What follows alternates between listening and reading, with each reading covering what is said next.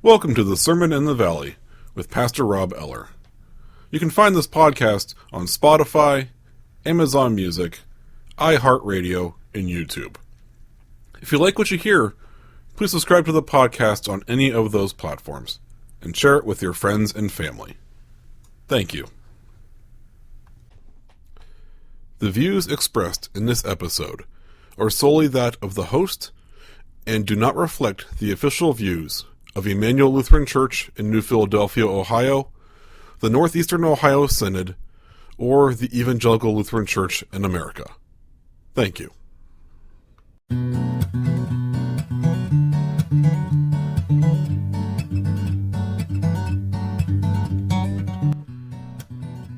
Welcome back to the Sermon in the Valley. Pastor Rob Eller here with a special Tuesday episode. And you may be wondering, well, wait, hold on. Mondays are when you do your sermons. Thursdays are for special comments.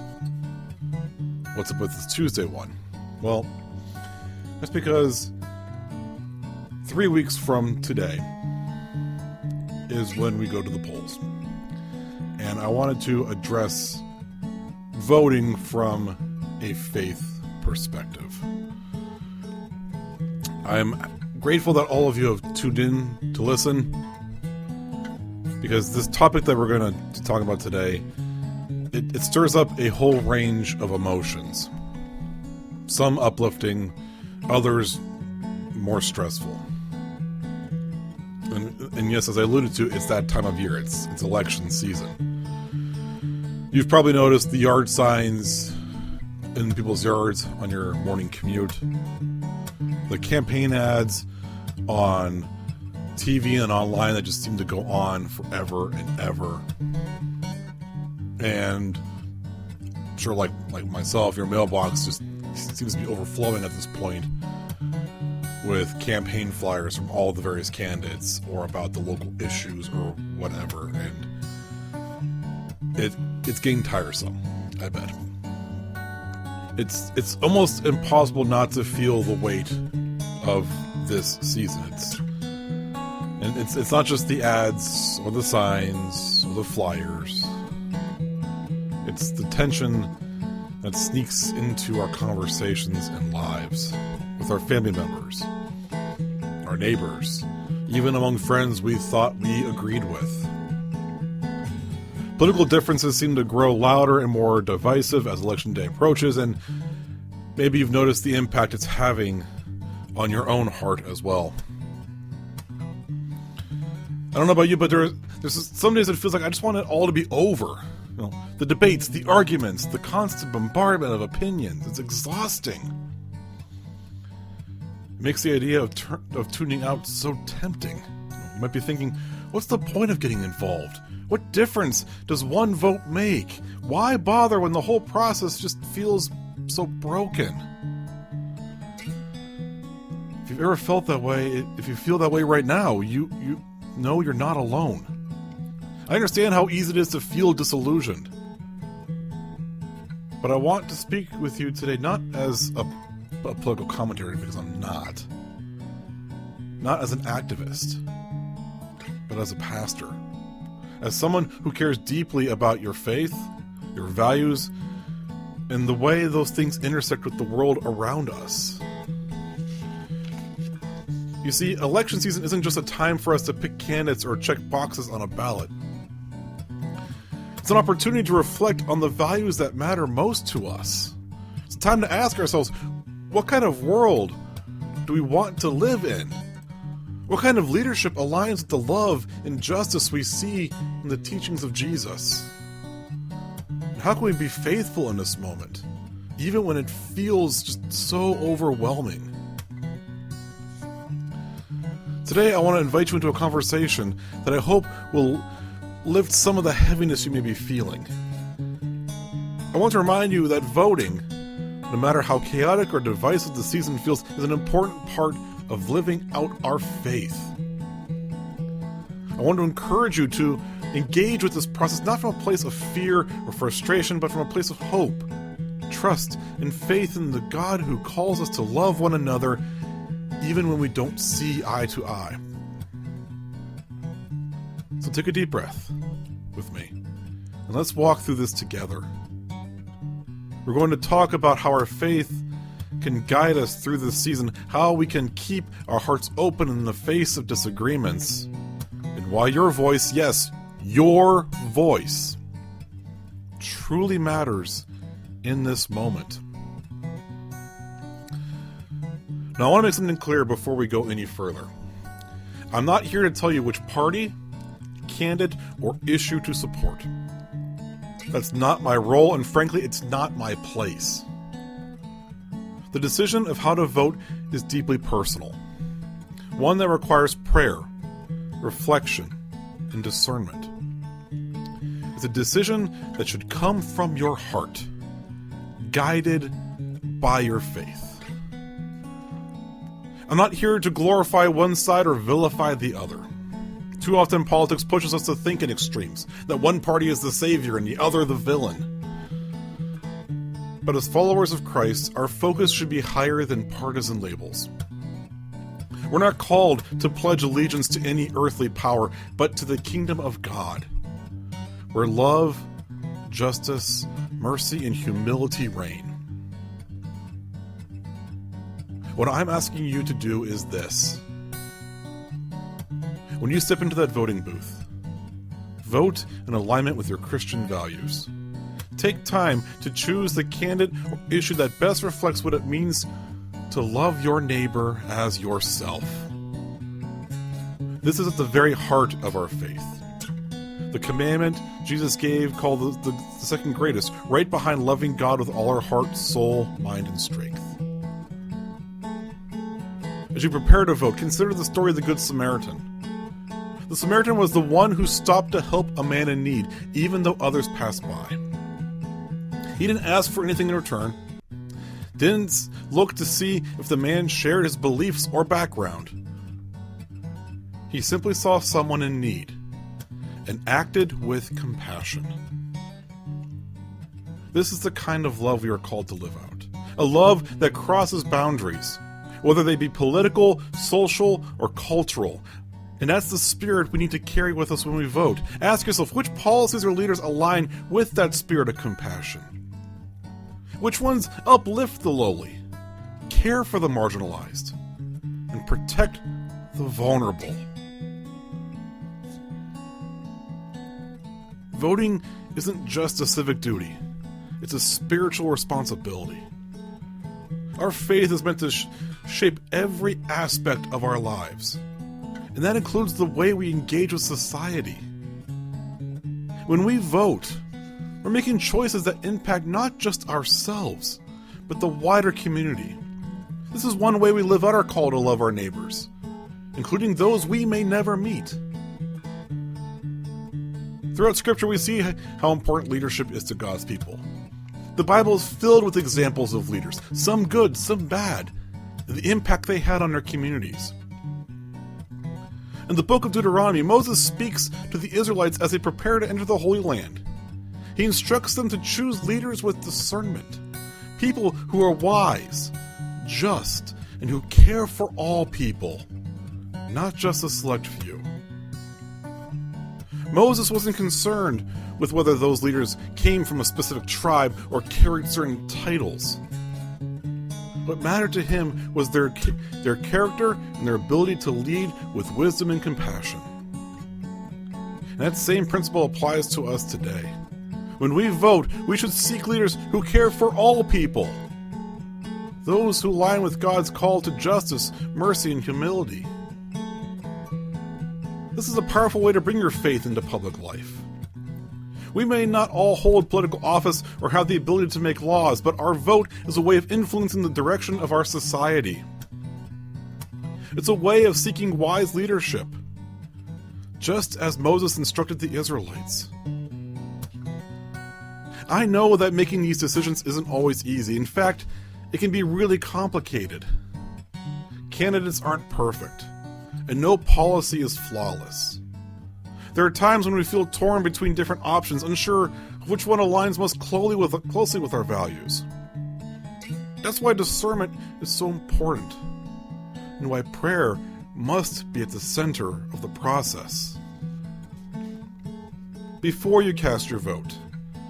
Take some time to reflect and pray. Ask God to guide your heart and your mind. Ask for wisdom to see beyond the noise of campaign ads and rhetoric. Pray for clarity to discern what really matters. And pray for courage to vote according to your values, even if it's not the most popular choice among your friends or family. This kind of prayerful discernment doesn't mean you'll find a perfect answer, but it does mean that you'll be approaching the process with humility and faith, trusting that God is with you in every decision. And remember, it's okay to feel conflicted or unsure. That's part of being human. The important thing is that you engage with the process and trust that your participation matters. When you vote, think not only of yourself but of the common good. Ask yourself, who will benefit from this policy? Who will be protected by this leadership? And who might be left out or harmed? As followers of Christ, we are called to seek the welfare of others, especially those who are vulnerable or marginalized. The Good Samaritan didn't just look out for his own people or his own interests. He saw someone suffering and responded with compassion. Likewise, our voting should reflect a concern for the well-being of others, especially those who are in most need of support. This is one way we live out the call to seek justice, love mercy, and walk humbly with our God, as the prophet Micah wrote. It's also a way to practice the kind of leadership Jesus exemplified, a leadership rooted not in power or prestige, but in service and sacrifice. I want to share a bit of wisdom from John Wesley, the founder of the Methodist Church, who offered timeless advice on voting all the way back in the 18th century. Even though he was speaking to a different generation, his guidance still resonates powerfully today. Wesley said 3 things about how we should approach voting. Vote for the person you believe to be the most worthy, without expecting anything in return. Speak no evil of those you vote against. Keep your heart free of resentment towards those who vote differently from you. Let's pause and sit with that for a moment. Wesley's words feel especially needed in today's climate, don't they? We live in a time where emotions around politics run high. When someone expresses a different political opinion, it's easy to feel offended or even betrayed. Heated debates can quickly spiral into arguments that hurt relationships, and our social media feeds are often filled with harsh words and insults. Wesley's guidance invites us to take a different path, one shaped by humility, love, and grace. He reminds us that voting is about integrity. It's not about seeking personal rewards or status. We vote because we believe in something bigger than ourselves, and values and leadership that reflect common good. We vote with faith, trusting that God is at work even when the outcome isn't exactly what we hoped for. Wesley's second point, speak no evil of those you vote against, feels especially hard in today's polarized environment. When someone supports a candidate or policy we deeply disagree with, the temptation is to lash out, to label them, or even question their character. But Wesley challenges us to resist that impulse. We don't have to agree with someone's vote, but we are called to treat them with respect and kindness. As followers of Christ, our words should build others up, not tear them down. Martin Luther offers a helpful reminder in his explanation of the 8th commandment. He said, we are to come to our neighbor's defense, speak well of them, and interpret everything they do in the best possible light. That doesn't mean we ignore harmful behavior or avoid hard conversations. It does mean, though, that we should approach others with the assumption that they, like us, are trying to make the best decisions they can, even if their conclusions are different from ours. This is the kind of grace that allows for genuine conversation and mutual understanding, rather than division. Wesley's final piece of advice to keep our hearts free of resentment towards those who vote differently might be the hardest of all. It's natural to feel disappointed, frustrated, or even angry when people support policies or leaders we believe are harmful. But resentment is a dangerous thing.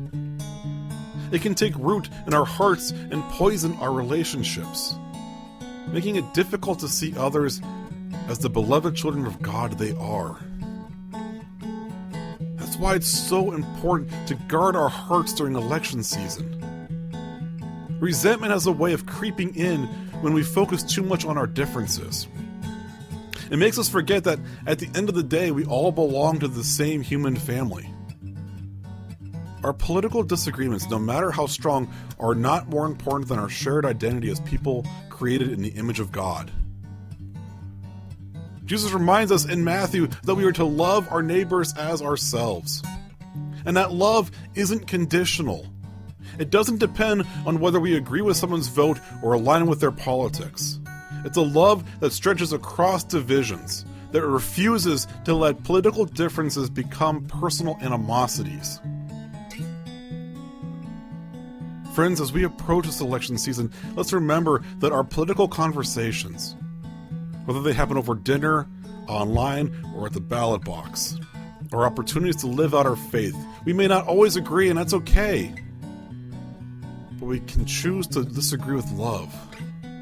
When we vote, let's do so with integrity, without expecting anything in return. Let's speak no evil of those we oppose, choosing instead to build a culture of respect. Let's guard our hearts against resentment, keeping in mind that no election is worth losing relationships or compromising the love of Christ calls us to extend to one another. We are all children of God, made in God's image. No matter which way we lean politically, our faith calls us to something higher than partisanship. It calls us to love, even when it's hard.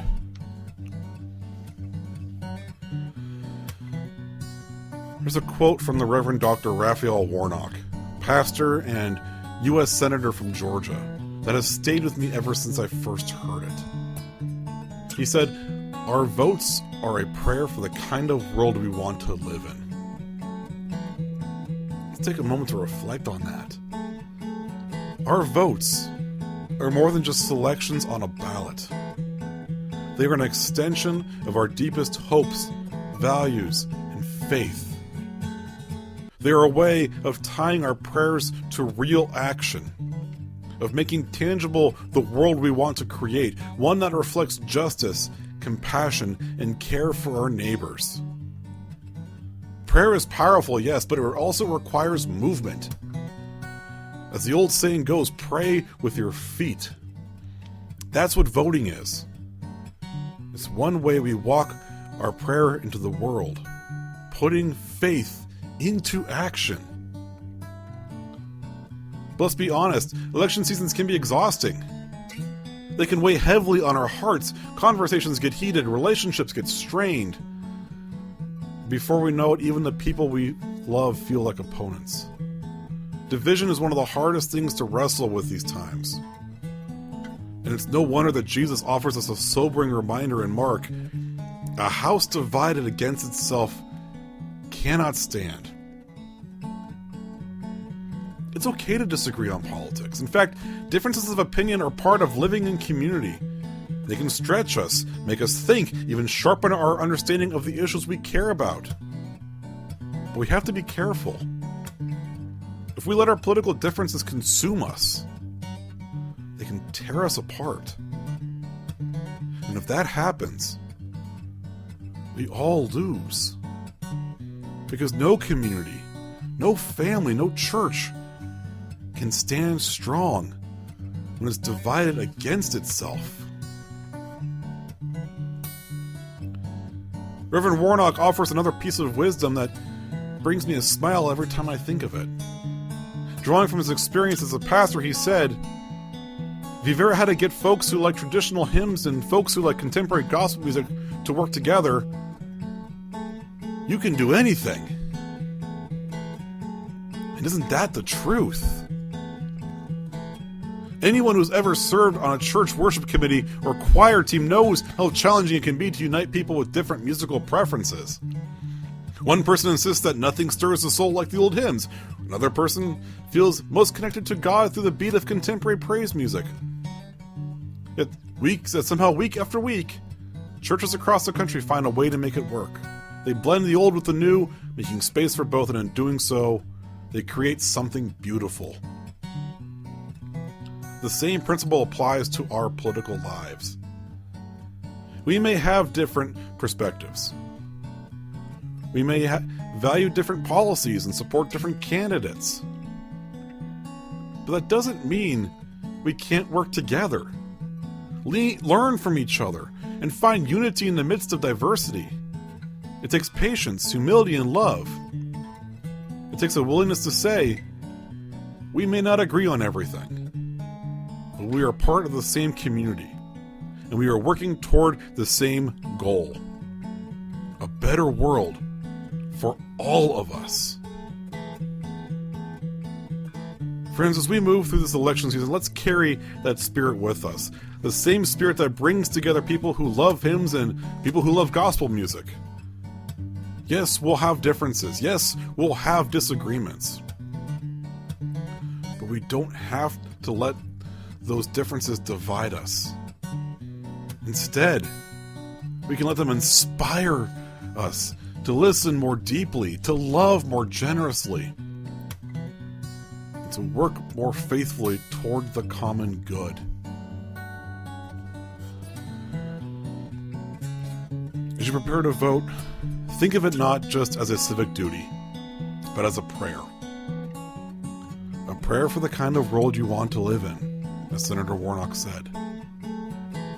A prayer for justice, for kindness, for unity.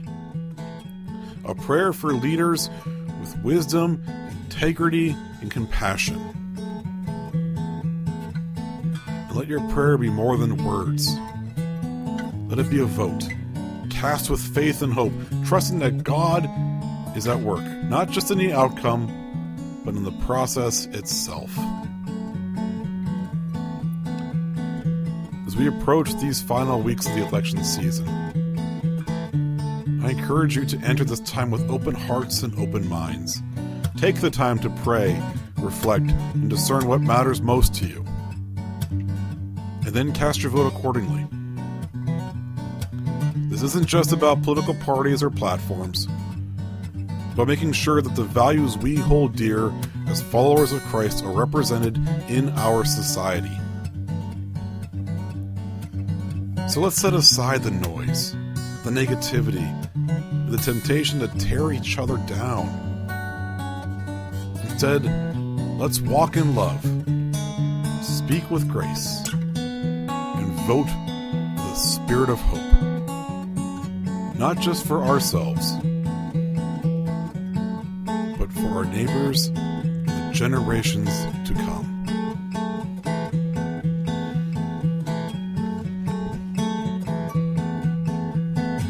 Thank you for joining me for this important conversation. My hope is that you feel inspired and equipped to engage in this election season in a way that reflects your faith. Remember, your voice matters. Your values matter. And your vote is one way to bring those values and your faith into the world.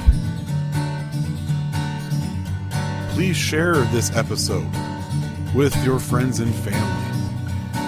This is a message that needs to be heard by as many people as possible. The Sermon in the Valley is written and produced at the Patrick Stevens Broadcast Studio, here in the heart of the Tuscarawas Valley. God's peace and love be with each and every single one of you. Have a blessed day.